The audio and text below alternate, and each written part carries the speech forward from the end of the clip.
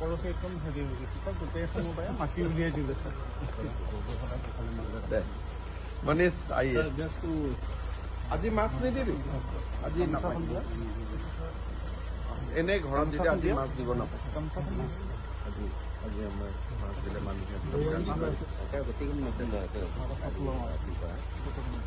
কালি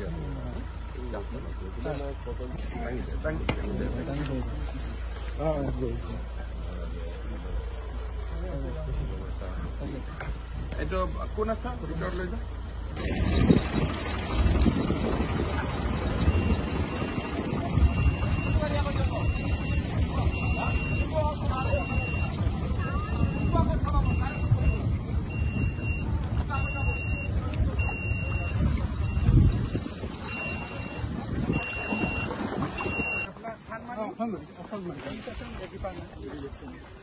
কালি পৰহিৰ পিছত ঠিক কৰাই দিব আপুনি এইবিলাক ঠিক নকৰিলে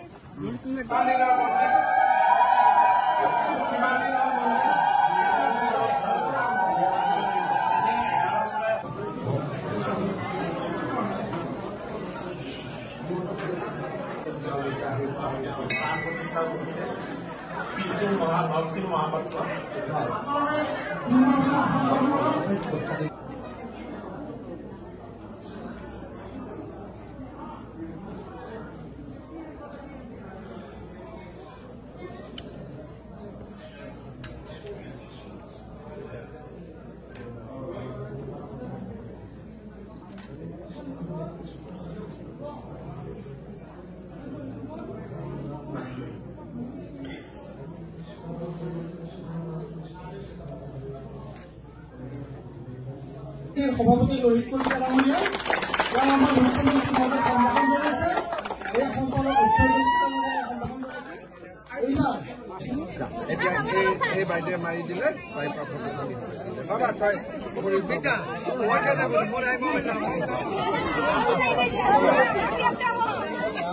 এইবাৰ আমি আহিছো সম্বৰ্ধনা অনুষ্ঠানলৈ পোনপ্ৰথমে তেওঁক সম্বৰ্ধনা জনাব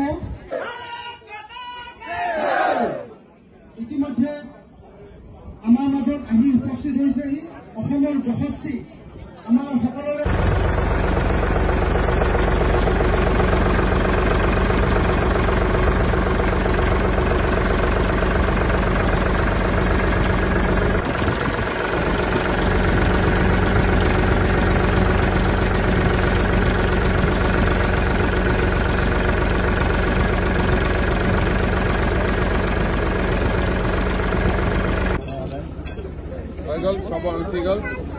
নমস্কাৰ মই ভাবো যে আমি চৰকাৰ বহুত ইয়াত সোমাই গ'লে কৃষকসকলৰ পিছত কষ্ট হ'ব অফিচাৰবিলাক আহি বিভিন্ন ধৰণৰ ৰুল বনাব চেষ্টা কৰিব কানুন বনাব চেষ্টা কৰিব এইটোৱে তেওঁলোকক ক্ষতি কৰিব গতিকে আমি যদি দলংখন অলপমান সৰুকৈ কৰিব পাৰোঁ ইলেক্ট্ৰিচিটি হয় মানুহ নিজে আহিব কিন্তু মই চৰকাৰক ইয়াত বহুত সোমাই দিলে আজি ইমান দিনৰ যিটো তেখেতসকলে সুন্দৰ কৰি নিজা ভিত্তিত কাম কৰি আছে চৰকাৰ সোমালে জোখ মাগ হিচাপ মানুহে কয় নহয় যে বহুত জেগাত আইন শৃংখলাৰ সমস্যা নাথাকে কিন্তু থানাখন বহিলেহে গণ্ডগোল আৰম্ভ হয় তেনেকুৱা প্ৰবাদ আছে সেইকাৰণে চৰকাৰক আমি যিমান সহায় কৰাব লাগে লগোৱাম কিন্তু একেবাৰে চৰকাৰ বাটঘৰৰ ভিতৰত সোমাই গ'লে অসুবিধা হয়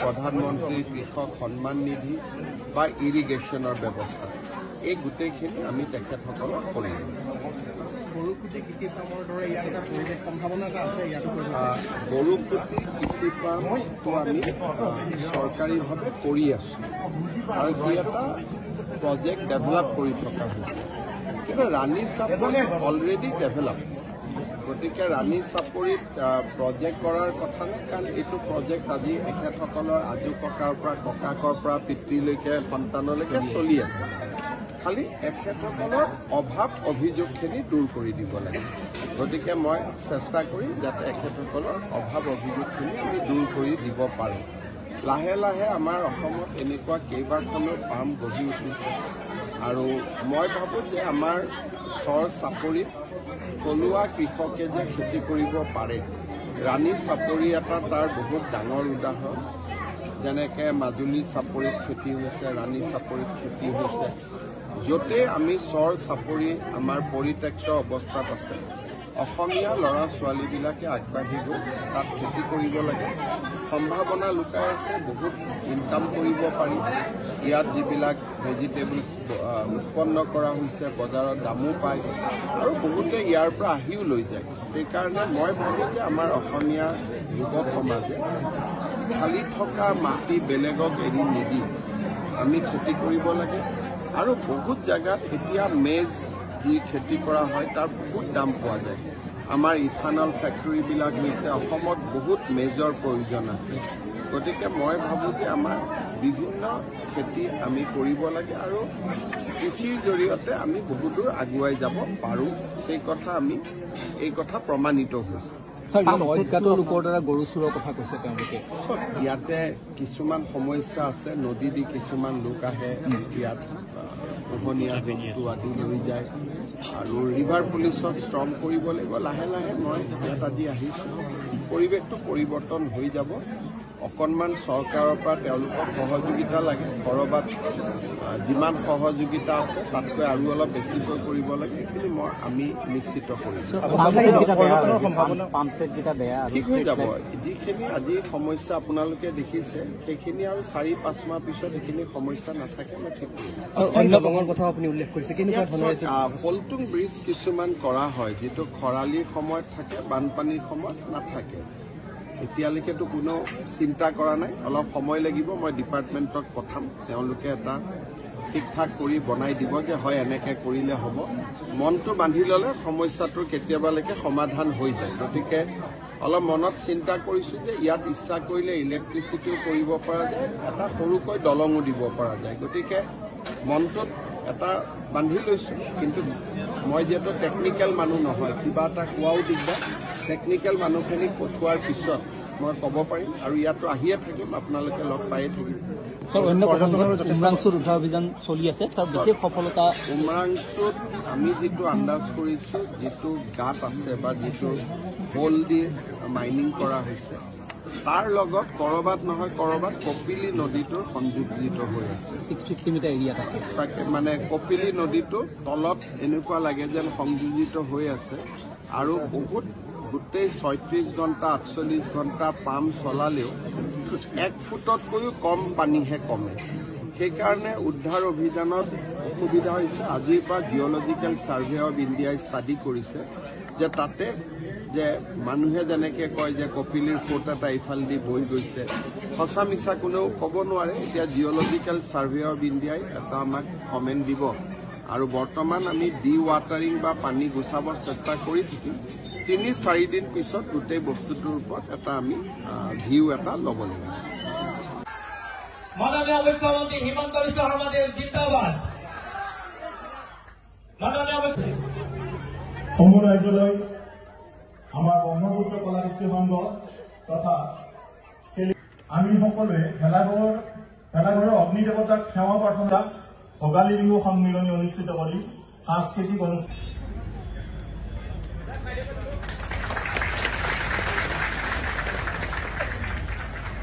এইবাৰ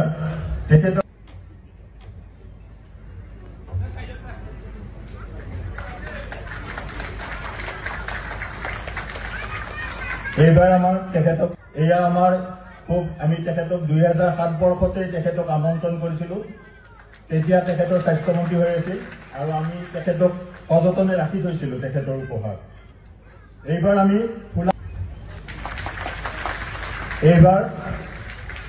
আমি শৰাইৰে তেখেতক সম্বৰ্ধনা জনাম। খেলিয়াপাৰা ৰাজবয়সৰ তৰফৰ পৰা তেখেতক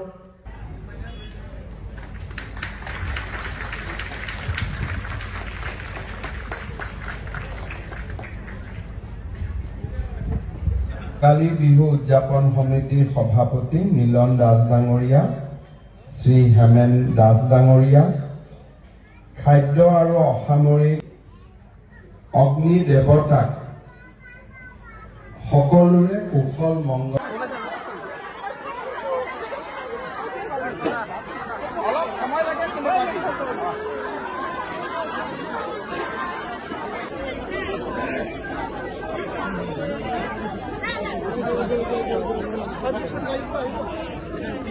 বস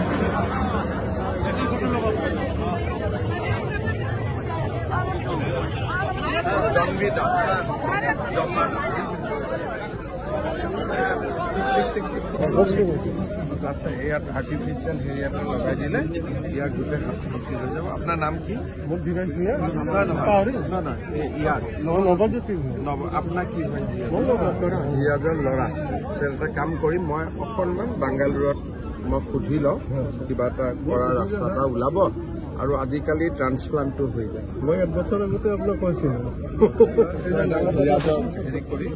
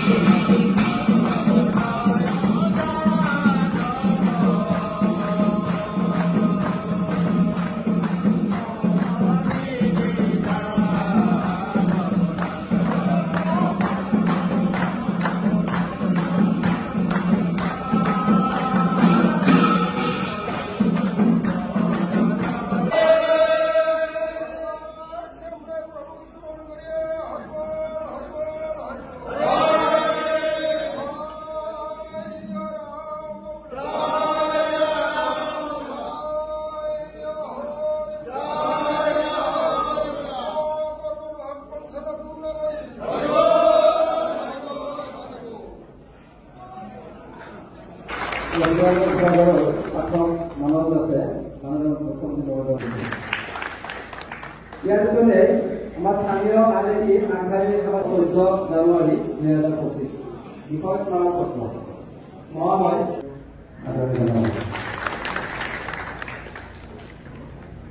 ইয়াৰ পিছতে বনাইছো আৰু ভোগালী বিহুৰ আন্তৰিক শুভেচ্ছা জ্ঞাপন কৰিছো। আমাৰ আজি আমাৰ মাঘ বিহু আমাৰ হৰি মন্দিৰৰ মহিলা সমাজে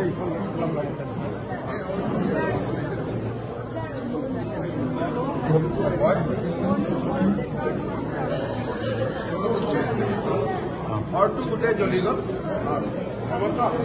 তেওঁলোকৰ ঘৰটো এতিয়া লাইটৰ শ্বৰ্ট মাৰি জ্বলি গ'ল। পৰীক্ষাও আছে। মই কালিয়ে মই কালি কিবা পঠাই দিম, তেওঁলোকে ঘৰটো নতুন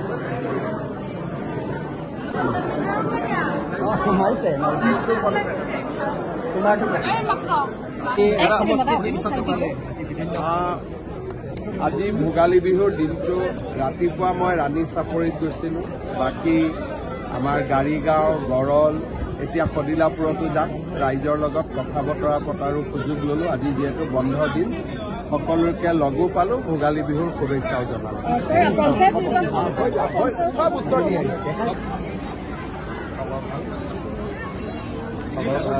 খবৰ ভাল একদম আমি ছাৰৰ আশীৰ্বাদ একদম নিশ্চিত পাম। ছাৰ গুজাতে কৈ গৈছে, আমাক আশীৰ্বাদ দি গৈছে। এইখিনি কি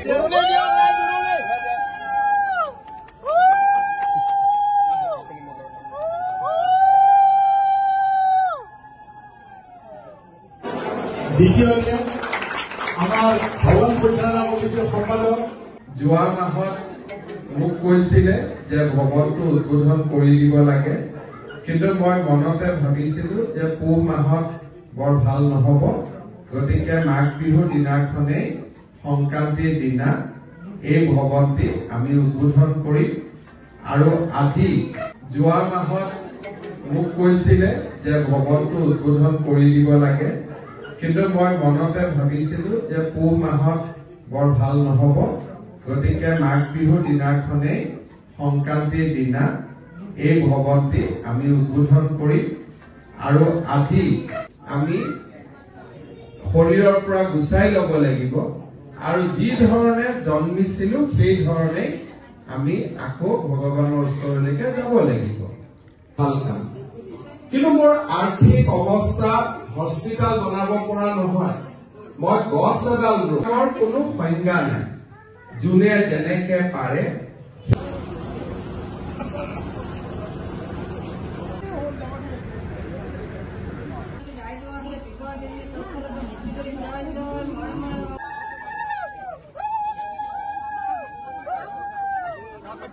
হ'ব,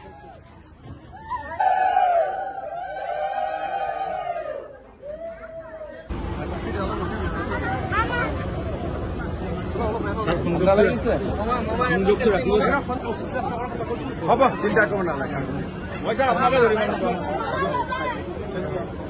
ইয়াৰ আমাৰ খদিলাপুৰত এজন গাঁৱৰ পৰবৰহী ব্যক্তি তথা ইণ্ডিয়ান অইল কৰ্পৰেশ্যনৰ প্ৰাক্তন অভিযন্তা দেৱকান্ত কাকতিয়ে তেখেতৰ গাঁঠি ধনেৰে ৰাইজৰ বাবে সুন্দৰ ভৱন এটা নিৰ্মাণ কৰি উলিয়াইছে। ভোগালী বিহুৰ দিনা ভৱনটো উদ্বোধন কৰি মনত আনন্দ পালোঁ আৰু কাকতি ডাঙৰীয়াক ধন্যবাদ। আৰু দুই এটা প্ৰগ্ৰেম আছে, কৰি লওঁ। হিমন্ত বিশ্ব শৰ্মাদেৱ আহি পাইছেহি। উপস্থিত ৰাইজকে অসমৰ জনপ্ৰিয় মুখ্যমন্ত্ৰী ডক্টৰ হিমন্ত বিশ্ব আৰম্ভ কৰক। আমি মাইক্ৰফোনটো তেখেতক আগবঢ়াই দিছোঁ।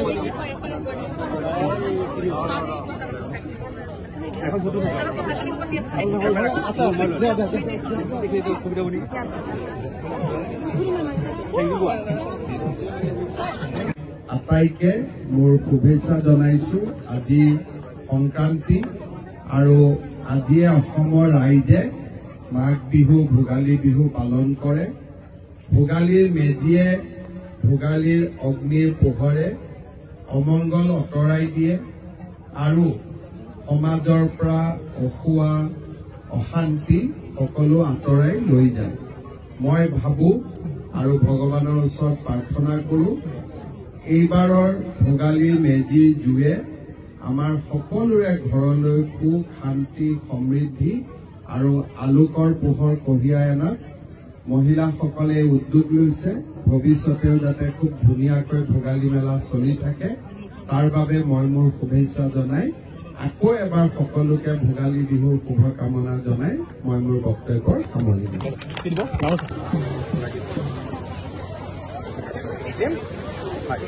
আপোনালোক ভালে থাকক।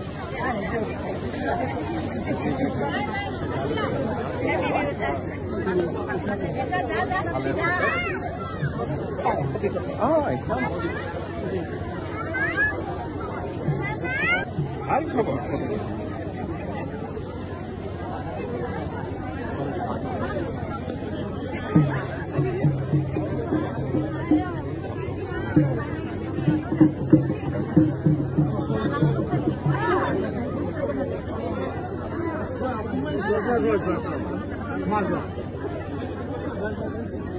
এটা কাম কৰচোন দে, ভালে আছে।